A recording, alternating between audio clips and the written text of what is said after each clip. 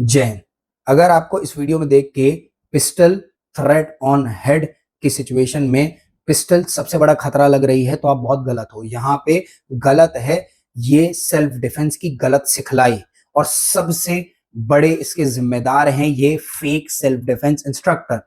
ये law enforcement instructor हैं, क्योंकि हमने देखा है इनको लॉ इन्फोर्समेंट ट्रेन करते हुए, तो हम मान के चल रहे हैं कि ये लॉ इन्फोर्समेंट इंस्ट्रक्टर हैं। और इनका बैकग्राउंड जिस हिसाब से इनके मैंने वीडियोस देखे हैं, नाइफ डिफेंस के, गन डिफेंस के और सेल्फ डिफेंस सिचुएशंस के टेक्निक, तो मुझे वीडियो देख के समझ में इतना आ गया है कि इनका बैकग्राउंड सेल्फ डिफेंस डोमेन है ही नहीं। इनका डोमेन है मार्शल स्पोर्ट्स का। पर मुझे समझ में नहीं आता कि आपका जो डोमेन है नहीं तो आप उस डोमेन में क्यों जाना चाहते हो। सेल्फ डिफेंस डोमेन बहुत सीरियस डोमेन है, बहुत बड़ी सेंस ऑफ रिस्पॉन्सिबिलिटी है, क्योंकि आप दूसरों की जान की जिम्मेदारी आपकी सिखलाई, आपके नॉलेज की होती है। जो चीज आप सिखाओगे वो चीज स्ट्रीट में करेंगे। आप बच्चों को ट्रेन कर रहे हो, स्कूल्स में ट्रेन कर रहे हो, आप लॉ इन्फोर्समेंट को ट्रेन कर रहे हो, आप सिविलियंस की पर्सनल क्लासेस भी ले रहे होगे, आप सेमिनार्स करने जा रहे हो, तो आप ये नॉलेज शेयर कर रहे हो। मैं इस वीडियो को फ्रेम बाय फ्रेम कट करके आपको बताऊंगा और डिकोड करूंगा कि पिस्टल थ्रेट ऑन हेड की जो सिचुएशन यहाँ पे दिखाई गई है और जिस टेक्निक का इस्तेमाल किया गया है, और ये सेल्फ डिफेंस इंस्ट्रक्टर का नॉलेज कितना खतरनाक है, जो इनसे ट्रेंड हो रहे हैं या फिर जो भी ऑनलाइन इनको देख के उन्हें लग रहा है कि ये चीज प्रैक्टिकल होगी। अभी हम देखेंगे। सिचुएशन है pistol threat on head. Attacker के हाथ नीचे हैं, डिफेंडर ने उन्हें पिस्टल पे रखा हुआ है और गर्दन पे भी दूसरा हाथ उसका है, जो कि बहुत डेंजरस, बहुत रिस्की सिचुएशन है। पर यहां पे इंस्ट्रक्टर ने इसे ऐसे करके दिखाया है जैसे कि ये उनके लिए मजाक हो, और मजाक उनके लिए सच में है ये, क्योंकि जो डोमेन जिसका है नहीं उसमें उसने मेहनत नहीं की है। और मेहनत से जो चीज नहीं आती है ना, ये सारी कॉपी पेस्ट है। ऑनलाइन यूट्यूब इन्होंने सिर्फ कॉपी किया है। टेक्निक की बहुत ज्यादा जानकारी मुझे देख के नहीं लग रहा, और आप किसी भी अच्छे सेल्फ डिफेंस जानकार से अगर आप दिखलाएंगे तो बताएंगे। ये मतलब मैं ये नहीं कहना चाह रहा कि मैं बहुत अच्छा सेल्फ डिफेंस जानकार हूं, क्योंकि मैं खुद अपने मास्टर से ट्रेंड होता हूं और वो वही नॉलेज आपको सरपास करता हूं, और मैं कुछ भी करने के पहले उनसे जरूर राय लेता हूं, क्या ये सही है, क्या ये गलत है। और तो उस बेसिस पे मैं आपको ये समझाने की कोशिश कर रहा हूं कि इनका नॉलेज बहुत ही गलत है। अब डिफेंडर के हाथ नीचे हैं, अटैकर ने उनको थ्रेट पे रखा हुआ है, डिफेंडर नीचे हाथ से ले जाके पिस्टल बैरल पकड़ ले रहा है। उसे सिर्फ ट्रिगर दबानी है। वो गोली से तेज खुद को समझते हैं क्योंकि वो सुपरमैन है, वो समझ भी सकते हैं।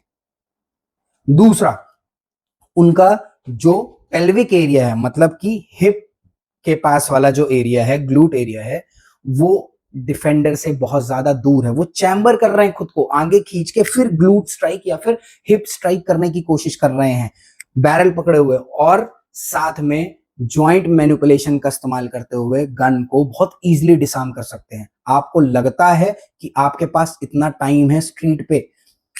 अभी आप देखो, ये वीडियो आपके नीचे चल रहा होगा।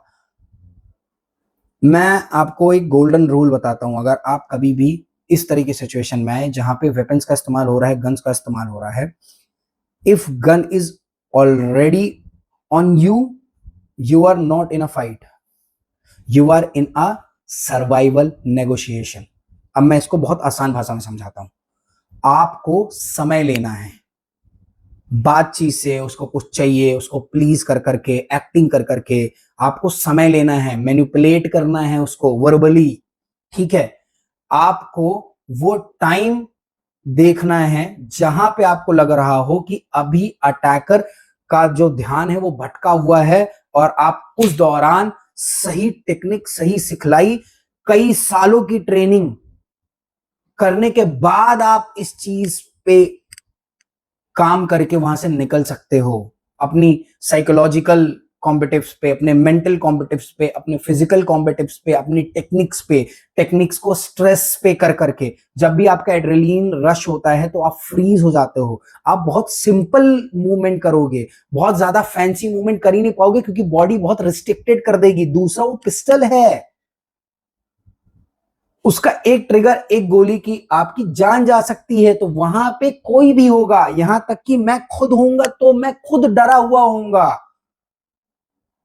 और उस पे भी कई सालों की ट्रेनिंग के बाद, बहुत ज्यादा नॉलेज रखने के बाद भी गारंटी नहीं है कि आप इस तरह की खतरनाक सिचुएशन, क्योंकि उसने गर्दन भी पकड़ के रखी है। समझ रहे हो आप? मुझे ये बात समझ में ही नहीं आती कि जब आपका डोमेन एक मार्शल स्पोर्ट है, तो आप एक सेल्फ डिफेंस जैसे सीरियस डोमेन में क्यों आ गए?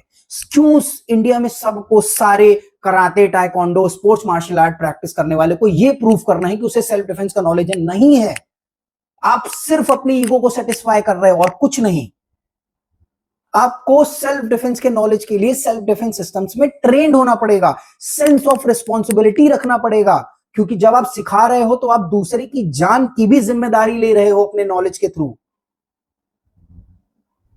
और हम इंडियंस में ना सबसे बड़ी प्रॉब्लम क्या है, फिर हम बोलते हैं कि हमारा इंटरनेशनल मार्शल आर्ट या फिर सेल्फ डिफेंस इंडस्ट्रीज में क्यों इतना ज्यादा मजाक बनाया जाता है। अभी तुम देखना, बहुत सारे इंटरनेशनल पेजेस है सेल्फ डिफेंस के, जहां पे इंडियंस के मैक्सिमम वीडियोस होते हैं इनकी इन्हीं हरकतों के कारण।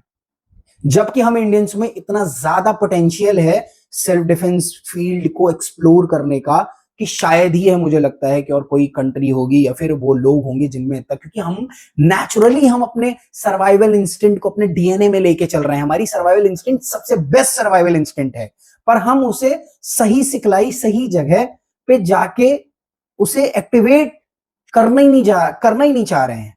जय हिंद।